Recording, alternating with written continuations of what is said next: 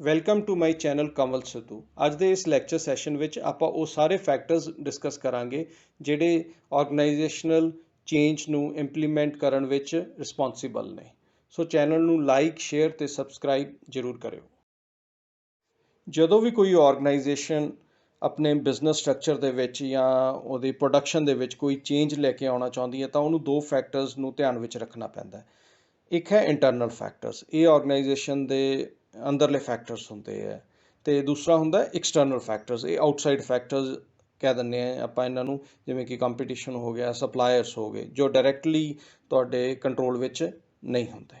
ਸੋ ਅਗਰ ਕੋਈ business organisation ਇਹਨਾਂ ਨੂੰ ਫੈਕਟਰਸ ਨੂੰ ਧਿਆਨ ਵਿੱਚ ਰੱਖ ਕੇ ਹੀ ਚੇਂਜ ਲੈ ਕੇ ਆਉਂਦਾ ਹੈ ਤਾਂ ਉਹ ਚੇਂਜ ਸਕਸੈਸਫੁਲ ਹੁੰਦੀ ਹੈ, ਇੰਪਲੀਮੈਂਟ ਈਜ਼ੀਲੀ ਹੋ ਜਾਂਦੀ ਹੈ। ਸੋ ਅੱਜ ਆਪਾਂ ਡਿਸਕਸ ਕਰਾਂਗੇ ਇੰਟਰਨਲ ਅਤੇ external factors that are responsible for change ਲਈ ਕਿਹੜੇ ਇੰਟਰਨਲ ਅਤੇ ਐਕਸਟਰਨਲ ਫੈਕਟਰਸ ਜ਼ਰੂਰੀ ਹੈ।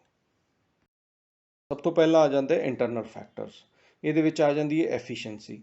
ਕਈ ਵਾਰੀ ਆਰਗੇਨਾਈਜੇਸ਼ਨਸ ਨੂੰ ਆਪਣੀ ਪ੍ਰੋਡਕਟਿਵਿਟੀ, ਆਪਣੀ ਐਫੀਸ਼ੀਐਂਸੀ ਇੰਪਰੂਵ ਕਰਨ ਲਈ ਕੁਛ ਨਾ ਕੁਛ ਇਹੋ ਜਿਹੇ ਪਾਲਿਸੀਜ਼ ਇੰਟਰੋਡਿਊਸ ਕਰਨੀਆਂ ਪੈਂਦੀਆਂ ਜਾਂ ਨਵੀਂ ਟੈਕਨੋਲੋਜੀ ਲੈ ਕੇ ਆਉਣੀ ਪੈਂਦੀ ਹੈ, ਜਿਹਦੇ ਨਾਲ ਤੁਹਾਡੇ ਬਿਜ਼ਨਸ ਸਟਰਕਚਰ ਵਿੱਚ ਚੇਂਜਸ ਆ ਜਾਂਦੀਆਂ। ਅਗਲਾ ਆ ਜਾਂਦਾ control.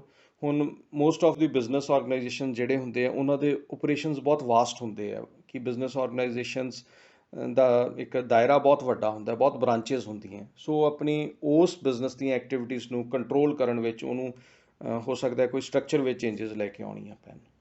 Then is leadership.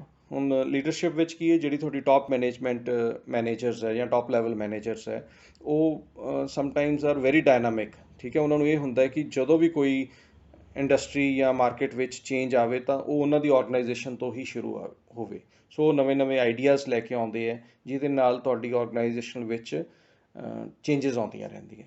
Then is internal pressure. ਇਹ ਕਈ ਵਾਰੀ ਤੁਹਾਡੇ EMPLOYEES ਦਾ, ਤੁਹਾਡੇ ਡਿਪਾਰਟਮੈਂਟਸ ਦਾ ਇੰਟਰਨਲ ਪ੍ਰੈਸ਼ਰ ਹੁੰਦਾ ਕਿ you have to change your organisational policies, working style ਵਿੱਚ ਚੇਂਜ ਲੈ ਕੇ ਆਉਣੀ ਪੈਂਦੀ ਹੈ। Then is changes in workforce. ਹੁਣ ਕੀ ਹੁੰਦਾ ਵਿਦ ਟਾਈਮ ਜਿਹੜੀ ਆਪਣੀ ਐਗਜ਼ਿਸਟਿੰਗ ਵਰਕ ਫੋਰਸ ਹੈ ਉਹਨੂੰ ਰਿਟਾਇਰ ਹੋਣਾ ਪੈਂਦਾ ਜਾਂ ਉਹ ਕਿਸੇ ਹੋਰ ਆਰਗੇਨਾਈਜੇਸ਼ਨ ਵੱਲ ਮੂਵ ਹੋ ਜਾਂਦੇ ਆ। ਸੋ ਆਪਾਂ ਨੂੰ ਨਵੇਂ EMPLOYEES ਹਾਇਰ ਕਰਨੇ ਪੈਂਦੇ ਹੈ। ਜਾਂ ਕਈ ਵਾਰੀ ਕੀ ਹੁੰਦਾ, ਆਪਾਂ ਜਦੋਂ ਆਪਣੇ ਬਿਜ਼ਨਸ ਨੂੰ ਇੱਕ ਕੰਟਰੀ 'ਚੋਂ ਦੂਸਰੀ ਕੰਟਰੀ ਵਿੱਚ ਲੈ ਕੇ ਜਾਂਦੇ ਹਾਂ ਤਾਂ ਉੱਥੇ ਵੀ ਆਪਾਂ ਨੂੰ ਨਵੇਂ EMPLOYEES, ਉੱਥੋਂ ਦੇ EMPLOYEES ਹਾਇਰ ਕਰਨੇ ਪੈਂਦੇ ਆ। ਉਹ ਵੀ ਇੱਕ ਤੁਹਾਡੀ ਆਰਗੇਨਾਈਜੇਸ਼ਨ ਵਿੱਚ ਕੁਛ ਨਾ ਕੁਛ ਚੇਂਜਸ ਲੈ ਕੇ ਆਉਂਦੇ ਆ। ਅਤੇ ਲਾਸਟ ਇਹਦੇ ਵਿੱਚ ਆ ਜਾਂਦਾ ਇੰਟਰਨਲ ਐਫੀਸ਼ੀਐਂਸੀਜ਼। ਇਹਦਾ ਕੀ ਮਤਲਬ ਹੈ ਕਿ ਕਈ ਵਾਰੀ ਤੁਹਾਡੀ ਆਰਗੇਨਾਈਜੇਸ਼ਨ ਦੀਆਂ ਜਿਹੜੀਆਂ ਕੋਈ ਉਹਦੀਆਂ ਓਪਰੇਸ਼ਨਸ ਦੇ ਰਿਲੇਟਡ, ਉਹਦੇ ਬਿਜ਼ਨਸ ਦੇ ਰਿਲੇਟਡ ਕੋਈ ਨਾ ਕੋਈ ਅੰਦਰਲੀਆਂ ਕਮੀਆਂ ਨੇ, ਉਹਨਾਂ ਨੂੰ ਦੂਰ ਕਰਨ ਲਈ ਤੁਸੀਂ ਕੋਈ ਨਾ ਕੋਈ ਬਦਲਾਵ ਲੈ ਕੇ ਆਉਣੇ ਹੋ, ਕੋਈ ਨਾ ਕੋਈ ਚੇਂਜ ਲੈ ਕੇ ਆਉਣੇ ਹੋ। ਸੋ ਇਹ ਸਾਰੀਆਂ ਆ ਜਾਂਦੀਆਂ internal factors that are responsible for the change. External factors ਕੀ ਹੁੰਦੇ ਹੈ? ਇਹ ਉੱਦਾਂ ਦੇ ਫੈਕਟਰਸ ਹੁੰਦੇ ਆ ਜਿਹੜੇ ਤੁਹਾਡੇ ਆਰਗੇਨਾਈਜੇਸ਼ਨ ਦੇ ਬਿਜ਼ਨਸ ਓਪਰੇਸ਼ਨ ਦੇ ਬਾਹਰਲੇ ਫੈਕਟਰਸ ਹੁੰਦੇ ਆ, ਡਾਇਰੈਕਟਲੀ ਤੁਹਾਡੀ ਆਰਗੇਨਾਈਜੇਸ਼ਨ ਨਾਲ ਕੰਟਰੋਲ 'ਚ ਨਹੀਂ ਹੁੰਦੇ, ਡਾਇਰੈਕਟ ਕੰਟਰੋਲ 'ਚ ਨਹੀਂ ਹੁੰਦੇ। ਸੋ ਇਹਨਾਂ ਵਿੱਚ ਆ ਜਾਂਦੇ ਆ ਮਾਰਕੀਟ ਫੈਕਟਰਸ। ਸੋ ਮਾਰਕੀਟ ਫੈਕਟਰਸ ਕੀ ਹੈ? ਅਗਰ ਤੁਹਾਡੇ ਕੰਪੀਟੀਟਰ ਕੋਈ ਚੇਂਜਸ ਲੈ ਕੇ ਆ ਰਿਹਾ ਤਾਂ ਤੁਹਾਨੂੰ ਚੇਂਜ ਲਿਆਉਣੀ ਪਊ। ਅਗਰ ਜਿਹੜੇ ਤੁਹਾਡੇ ਸਪਲਾਇਰਸ ਹੈ ਜਾਂ ਤੁਹਾਡਾ ਜਿੱਥੋਂ ਰॉ ਮਟੀਰੀਅਲ ਸਪਲਾਈ ਹੁੰਦਾ ਹੈ ਉਹਦੇ ਵਿੱਚ ਕੋਈ ਨਾ ਕੋਈ ਚੇਂਜਸ ਆ ਰਹੀਆਂ, ਤੁਹਾਡੇ ਲੌਜਿਸਟਿਕਸ ਵਿੱਚ, ਤੁਹਾਡੀ ਟਰਾਂਸਪੋਰਟੇਸ਼ਨ ਵਿੱਚ ਕੋਈ ਨਾ ਕੋਈ ਚੇਂਜ ਆ ਰਹੀ ਹੈ, ਕੋਈ ਗਵਰਨਮੈਂਟ ਪਾਲਿਸੀਜ਼ ਚੇਂਜ ਕਰ ਰਹੀ ਹੈ, ਤਾਂ ਤੁਹਾਨੂੰ ਅਕੋਰਡਿੰਗਲੀ ਆਪਣੀ ਆਰਗੇਨਾਈਜੇਸ਼ਨ ਨੂੰ ਚੇਂਜ ਕਰਨਾ ਪੈਂਦਾ ਉਹਨਾਂ ਦੇ ਅਕੋਰਡਿੰਗਲੀ। ਫਿਰ ਆ ਜਾਂਦਾ ਇਕਨੋਮਿਕ ਫੈਕਟਰਸ। ਸੋ ਇਹਦੇ ਵਿੱਚ ਤੁਸੀਂ ਇੰਟਰਸਟ ਰੇਟ ਫਲਕਚੁਏਸ਼ਨਸ ਹੋ ਜਾਂਦੀ ਹੈ, ਜਾਂ ਕਈ ਵਾਰ ਫਿਸਕਲ ਐਂਡ ਜਿਹੜੀਆਂ ਮੋਨੀਟਰੀ ਪਾਲਿਸੀਜ਼ ਹੈ ਉਹਨਾਂ ਵਿੱਚ ਚੇਂਜ ਆਉਂਦੀ ਹੈ, ਲੋਕਾਂ ਦਾ ਕਾਸਟ ਆਫ ਲਿਵਿੰਗ ਚੇਂਜ ਹੁੰਦਾ, ਉਹਦੇ ਨਾਲ ਤੁਸੀਂ ਆਪਣੀ ਆਰਗੇਨਾਈਜੇਸ਼ਨ ਦੀ ਵਰਕਿੰਗ, ਉਹਦੀਆਂ ਪਾਲਿਸੀਜ਼ ਚੇਂਜ ਕਰਦੇ ਹੋ। ਅਗਲਾ ਆ ਜਾਂਦਾ ਸੋਸ਼ਲ ਫੈਕਟਰਸ। ਸੋ ਇਹਦੇ ਵਿੱਚ ਆਪਾਂ ਇਨਵਾਇਰਮੈਂਟਲ ਫੈਕਟਰਸ ਵੀ ਇਨਕਲੂਡ ਕਰ ਲੈਂਦੇ ਹਾਂ। ਕੋਈ ਪੋਲਿਊਸ਼ਨ ਦੇ, ਸੇਫਟੀ ਦੇ ਰਿਲੇਟਡ ਨੋਰਮਸ ਹੁੰਦੇ ਆ, ਉਹਨਾਂ ਦੇ ਅਕੋਰਡਿੰਗਲੀ ਆਪਾਂ ਨੂੰ ਆਪਣੀਆਂ ਬਿਜ਼ਨਸਿਸ ਨੂੰ ਚੇਂਜ ਕਰਨਾ ਪੈਂਦਾ ਹੈ, ਜਾਂ ਆਪਾਂ ਜਿਹੜੀ ਸੁਸਾਇਟੀ ਵਿੱਚ ਆਪਣਾ ਬਿਜ਼ਨਸ ਚੱਲ ਰਿਹਾ ਉਸ ਦੇ ਅਕੋਰਡਿੰਗ ਹੀ ਆਪਾਂ ਨੂੰ ਚੇਂਜਸ ਲੈ ਕੇ ਆਉਣੇ ਪੈਂਦੇ ਆ।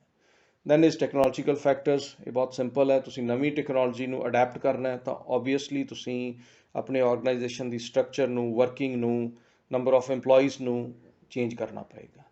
Then is the political factors. This we have already discussed in the marketing factors, ਕਿ ਕਈ ਵਾਰੀ ਗਵਰਨਮੈਂਟ ਚੇਂਜ ਹੋ ਜਾਂਦੀ ਹੈ, ਕਈ ਇੱਦਾਂ ਦੀਆਂ ਗਵਰਨਮੈਂਟਸ ਹੁੰਦੀਆਂ ਜੋ ਤੁਹਾਡੇ ਆਰਗੇਨਾਈਜੇਸ਼ਨ ਦੇ ਪਾਲਿਸੀਜ਼ ਨੂੰ ਸਪੋਰਟ ਕਰਦੀਆਂ, ਜਾਂ ਕੁਝ ਗਵਰਨਮੈਂਟ ਇਹੋ ਜਿਹੀਆਂ ਹੁੰਦੀਆਂ ਜੋ ਉਹਨੂੰ ਅਪੋਜ਼ ਕਰਦੀਆਂ।